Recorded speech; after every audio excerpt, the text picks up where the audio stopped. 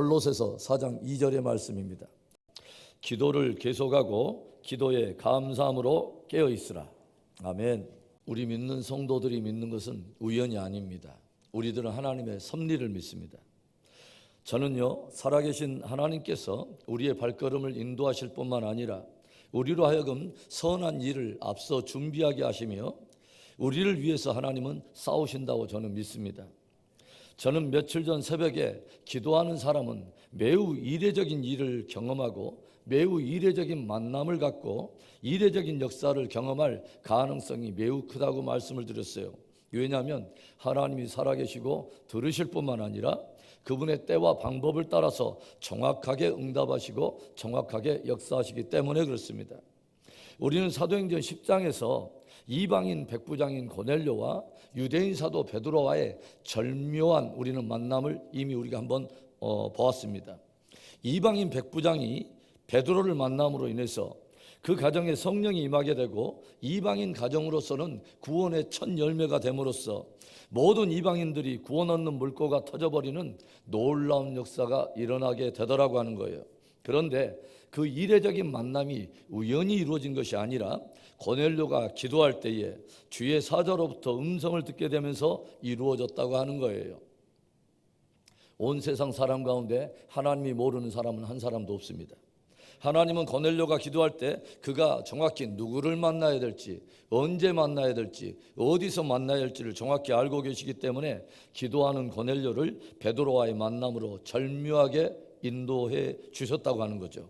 기도하면 놀라운 기회들이 찾아옵니다. 기도하면 놀라운 만남들이 이루어지고 아름다운 역사들이 일어나게 된다고 하는 것입니다. 그런데요, 우리가 고넬료가 주의 사자로부터 음성을 듣게 된 장면을 깊이 살펴보면 깊은 하나의 교훈을 얻게 돼요. 사도행전 10장 2절과 3절의 말씀을 보겠습니다.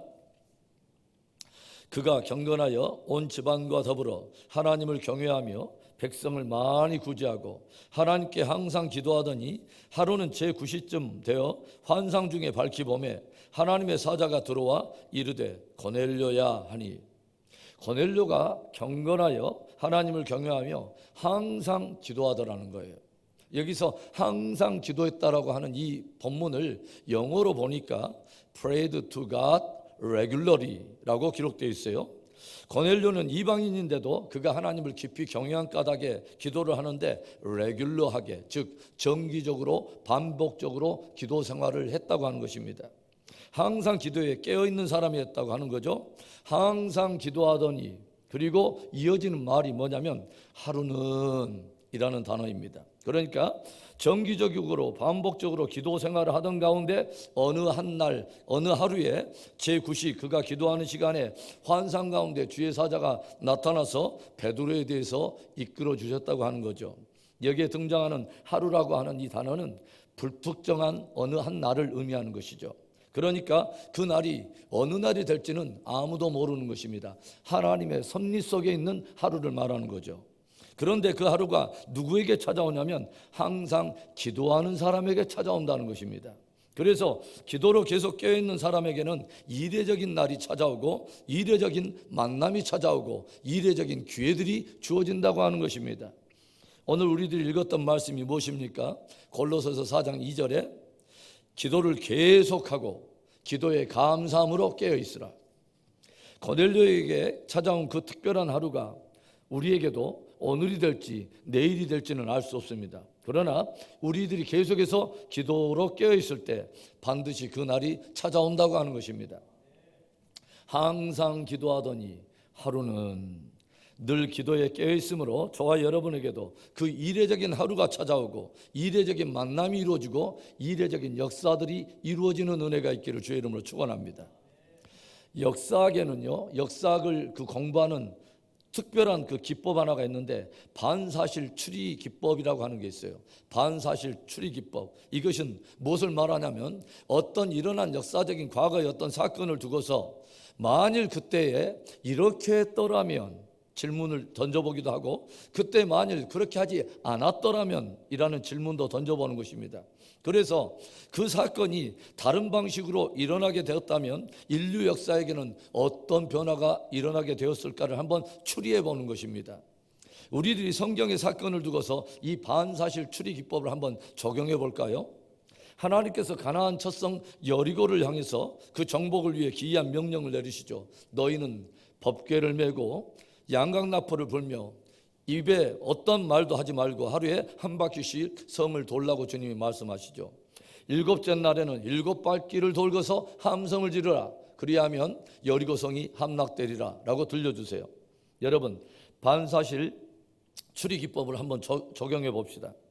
만일에 그때의 이스라엘 백성들이 여리고성을 도는데 여섯째 날까지 돌고 일곱째 날에 돌지 않았더라면 어떻게 되었을까요? 여러분, 또 다른 사건에도 우리가 한번 적용해 볼까요? 만일 나아만 장군이 요단강 강물에 몸을 적시는데 여섯 번째까지 몸을 적시고 일곱 번째 적시지 않았더라면 또 어떻게 되었을까요? 엘리야가 비를 오게 해달라고 기도하면서 여섯 번의 강구까지로 그쳐버리고 그의 수종드는 자를 바닷가로 보여서 구름이 떠오르는 징조를 보지 않도록 했으면 어떤 일이 일어나게 되었을까요? 대답은 뻔한 거죠. 기적이 일어나기 직전에 모든 것이 다 멈춰버렸을 거예요. 이스라엘 백성들이 여리고성 돌기를 여섯째 날에 딱 멈춰버렸다면 약속의 땅에서의 첫 번째 승리를 맛보지 못하게 되었을 것입니다. 그뿐일까요? 아니에요. 어쩌면 하나님의 역사를 확신할 수 없었기 때문에 더 이상 다른 믿음의 전진도 하지 않았을 것이고 하나님의 다른 명령에도 순종하지 않으므로 어쩌면 약속의 땅 전체를 잃어버렸을지도 모를 것입니다. 나아만 장군이 여섯 번 강에 몸을 적셨는데 아무런 조짐이 일어나지 않자 일곱째 날에는 그 일을 멈춰버렸다면 그가 치유를 경험하지도 못했을 뿐만 아니라 그는 하나님에게 등을 돌려 다시 예전에 섬기던 우상에게로 돌아가고 구원의 기회조차 잃어버렸을지도 모릅니다. 엘리야가 여섯 번까지 기도하고 멈춰버렸다면 이스라엘의 가뭄은 계속되었을 것이고 엘리야 역시 기도 속에 이루어지는 기적에 대해서 더 이상 포기하고 더 이상 하늘로부터 오는 축복에 대해서 기대를 접어버렸을지도 모릅니다. 그러나 저들은 멈추지 않았습니다. 저들은 계속해서 성을 돌았고 저들은 계속해서 몸을 잠갔고 계속해서 기도의 자리를 지켰다고 하는 거죠. 그리고 마침내 불특정한 그날, 어느 한 날, 그 하루, 그날이 저들에게 찾아오므로 여리고성은 마침내 무너져 버렸고 나아만의 문둥병은 마침내 떠나가 버렸고 이스라엘의 가뭄은 끝나게 된 것입니다. 여러분, 계속해서 기도에 대해서 깨어있기를 축복합니다. 깨어있는 사람에게 그날도 찾아오고 깨어있는 사람에게 그 만남도 찾아오고 깨어있는 사람에게 그 역사도 일어나는 것입니다. 늘 기도에 깨어있어서 저와 여러분에게 그 축복된 그날 그리고 축복된 그 만남, 축복된 그 역사가 일어나게 되기를 주의 이름으로 축원합니다. 오늘 우리가 읽었던 골로새서 말씀 가운데 깨어있으라 라고 하는 이 말씀이 있는데 이 표현은 원래 구약 이스라엘의 역사 가운데 성벽 위에 파수꾼이 망을 보는 상황에서 비롯되는 그런 표현입니다. 파수꾼은 가장 전망이 좋은 곳에서 상황을 살피고 분별해서 사람들에게 그 상황을 알려서 경고하는 사람이죠. 우리들이 기도한다는 것은 파수꾼이 되는 것입니다. 기도의 파수꾼. 여러분, 기도는요 우리들에게 육안뿐만이 아니라 영안으로 보게 해주는 통로가 됩니다. 우리가 기도하면 기도하는 사람에게는 하나님의 시력이 부여되는 것입니다.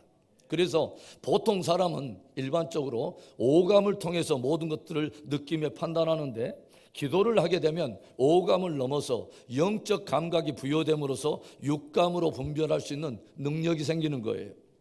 아기가 세상에 태어나면 시력이 정상인에 대해서 성인의 40분의 1밖에 되지 않는다고 그래요. 그래서 신생아의 경우에는 앞에 시야에 약 30cm 정도밖에 보지 못한다고 합니다. 그러나 시간이 갈수록 점점 시력이 확장되면서 4개월이 되면 깊이를 인식하게 되면서 입체적으로 사물을 보는 그런 시력이 확보되고 6개월이 지나가면 무려 그 시력이 5배나 확장되면서 다채로운 세상이 눈안에 돌아오고 눈도 마음껏 자유자재로 이렇게 돌릴 수 있다고 해요. 그리고 첫 돌을 맞이하게 되면 거의 성인과 비슷한 시력을 갖게 된다고 합니다. 마찬가지로 우리의 영적인 시력도 발달 과정을 거치게 되는데 영적인 시력의 발달에 아주 가속하는데 절묘한 그 열쇠가 무엇이냐면 기도라고 하는 거죠. 영안이 열리기 전에는 세상을 지극히 근시안 쪽으로 바라보게 되는데, 기도 속에서 우리에게 성령께서 영안을 열어주시게 되면 주변의 일상 속에 숨어있는 하나님의 기적들을 보게 되고, 지극히 일상 속에 묻어있는 하나님의 기회들이 깨달아지는 귀한 은혜가 찾아오기 시작한다고 하는 것이죠. 영안이 열리면 어디에서든지 하나님이 보이기 시작하고, 자연과 피조물을 만드신 하나님의 손가락의 그 흔적들을 만물 안에서 발견하게 되고, 사람들 안에 있는 하나님의 형상이 보이기 시작하고, 우리 주변에 존재하는 하나님이 숨겨놓으신 놀라운 기회들을 발견하게 된다고 하는 것입니다. 여러분, 야곱이 형 에서의 낯을 피해서 야반 도주에서 베델에서 잠을 자다가 꿈에서 깨어서 경이로운 마음으로 탄성을 지르면서 고백했던 말 기억하십니까? 여호와께서 과연 여기 계시거늘, 여호와께서 과연 여기 계시거늘 내가 알지 못하였도다. 여러분, 우리에게 영안이 열리기 시작하면 지극히 일상 속에서 함께 하시는 하나님이 보이기 시작해요. 그러니까 우리들이 기도할 때 하나님의 시각으로 보고 판단하고 분별하는 영안이 열리기 시작하고, 그때 우리는 하나님께서 열어놓으신 많은 기회를 보게 되고 그 기회를 잡게 된다고 하는 것이죠. 기회라고 하는 단어가 아람어로는 슬로타라고 하는 단어인데 덫을 놓는다라는 그런 뜻입니다. 기회는 야생 동물과 같아서 잡기가 여간 쉽지 않은데, 정말 기회를 잡으려 한다면 기도에 덫을 놓아야 한다는 것입니다. 2022년 한 해 여러분의 기도의 덫에 많은 기회들이 걸려들기를 축원합니다. 사랑하는 성도 여러분, 2022년 신년 특별 새벽기도, 우리는 한 주 동안에 기도로 하나님을 경험하라고 하는 이 주제를 가지고 기도와 관련된 여러 영역을 다루어 보았습니다.